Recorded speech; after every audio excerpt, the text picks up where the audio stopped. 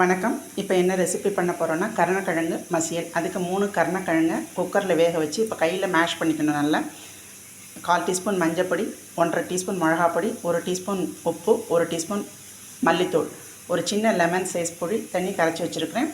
தேங்காய், ஜீரகம், சின்ன வெங்காயம் 4 சொட்டு அரைச்சி வச்சுருக்கிறேன்.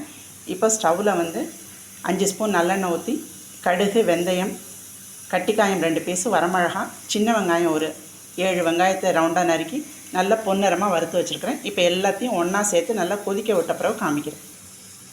இப்போ எல்லாம் ஒன்றா சேர்ந்து கொதிக்க ஆரம்பிச்சிருச்சு. இதோட 2 துண்டு வெல்லத்தையும் போட்டு நல்ல எண்ணெய் பிரிஞ்சு வரும்போது கருவேப்பிலை போட்டு இறக்கும்போது காமிக்கிறேன்.